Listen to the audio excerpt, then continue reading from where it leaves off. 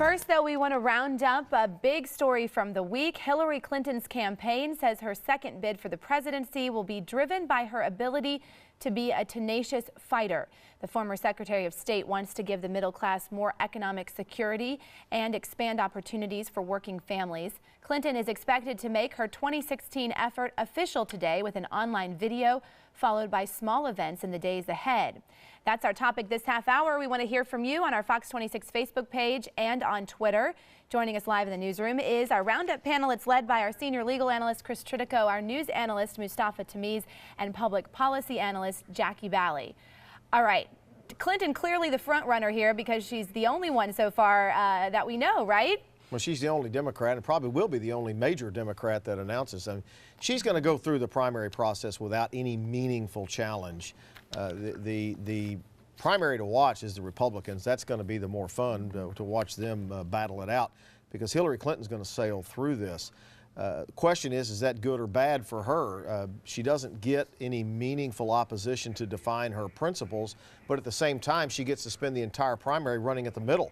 And so there's good and bad on both sides of that, Jackie Bally. I mean, she's the front runner at this point, has more foreign policy experience than any of the Republicans combined. What's that going to do for her? The best part about Hillary Clinton being a candidate is all the great Saturday Night Live skits we're going to see, because they're just going to make fun of her and it's going to be great. She really has no her statement is she wants to be one of the first, or she wants to be the first female president. Okay, more power to her. She's not a gifted speaker. She doesn't give anybody warm fuzzies like her husband did. She's really alienates a lot in her base because you have the leftists versus the centrists, and even though she is considered to be the front runner, the people to the left of her own party are looking for anyone to challenge her. So there are many issues within her own party. Now, the fact that she's considered to be the front runner the same way she was considered to be the front runner in 2008, we saw how that turned out. So in politics, you never know. What about that? Is she charismatic like Bill? Well, I mean, she's her own person, and she's got her own brand. I mean, she's arguably one of the most qualified people to run for the presidency of the United States, male or female. She was at the White House as the First Lady. She was a successful United States Senator, and she was a Secretary of State. So her credentials are very strong. Her knowledge of not just foreign policy but domestic issues is enormous. So she's going to be a very formidable candidate. Now, the question is, does a primary challenge help you hone in your message and make you a sharper candidate? And I would say it does. On the other hand, this is not her first presidential campaign. She's been honing this message for 8 years. She's been working for a long time on this, so she commands a certain amount of stature when she walks into a room, when she goes on television. And the launch of her campaign is supposed to be in small rooms in talking to average Americans about economic issues. So that's a good way for her to kind of launch her campaign. She did it last time, but last time was very different. It was just a video message sitting in her living room. So I think they're trying to humanize it. And the Republican primary is certainly going to be interesting. You have a whole array of candidates, and the hard part about predicting the Republican primary is that if you look at each candidate, they've got a challenge to getting to the end. So if you look at Jeb Bush, who's raising a lot of money, who's an establishment candidate, but he's for Common Core, he's pro-immigration reform. So you see it's harder for him to get to the nomination. But then you see other candidates like Ted Cruz who are really good on the core conservative issues, but you see a very difficult time them being elected to presidency. So it's going to be an interesting race. It's safe to say, we're going to come back and let Jackie respond to that, but isn't it safe to say that among the Republicans, there's going to be good and bad? There's so many of them that each of them is going to have something to pick off on the other. Yeah, there'll be like bracket races like our... Right. Let me go to Sally. She's monitoring our social media. Okay, we've got some tweets coming in. The first one we want to mention is from this woman here. She says, why does America want someone as president that is proven to lie anytime the going gets rough? Don't vote because she's a woman. And then from Marco Rubio, his big announcement coming tomorrow. He's asking, have you signed up to receive an alert? So we may hear that he is in the GOP field coming up tomorrow. And then Rand Paul, who announced earlier this week, says the media is on the attack because I'm the best candidate to take on Hillary. Is he the best candidate? I think he's got a lot of things that the Republicans can sink their teeth into. You're backing Ted Cruz, so I'm not going to ask you to back him. let's get back to Hillary for just a minute.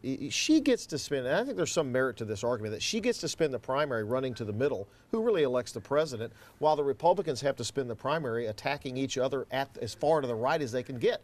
Doesn't that give her a leg up going into the general election? One of the best things about having so many options in the Republican primary, and most of us are very excited about it, to be honest with you, because you see many constitutionalists, you see many people who are very focused on delivering their message to us, the core voters in the Republican primary.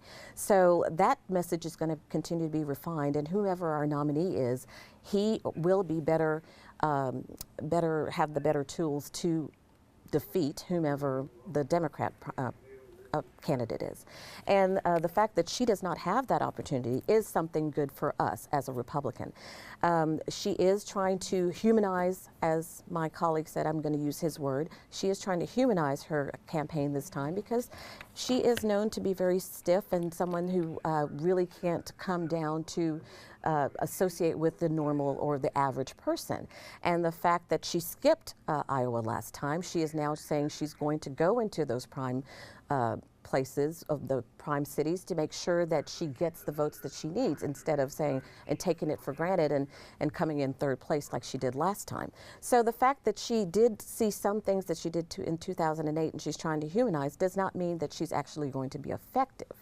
What about the idea that she gets to spend the entire campaign, primary and general, running to the middle, when the Republicans have to spend the primary campaign going to the far right, because that's who's going to elect, that's who's going to win the nomination.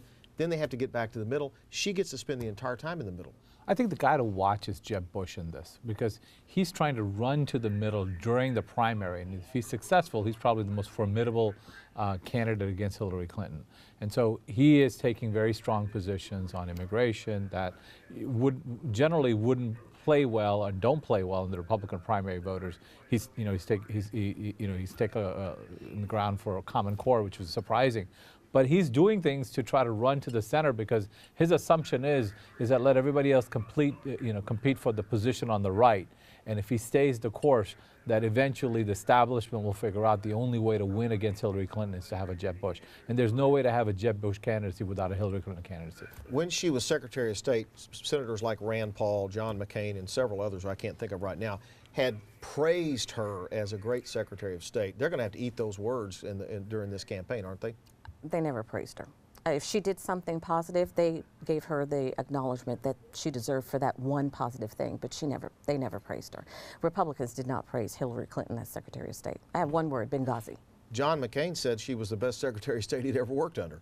Well, look, I mean, she's a very accomplished person, and she was a United States Senator, and she had worked with those individuals on legislation and key issues. And I think that many of them will still say they have a respect for her. Now, on the partisan side, do people take pot shots? Absolutely, but she's a very credible person. Man or woman, she's one of the most qualified person to run for the United States presidency. And we're going to have to leave it right there. We'll be back next week, wrapping up the hottest stories of the week. All right, Benghazi. we'll see That's you all I guys have to say. then. Jackie had the final word.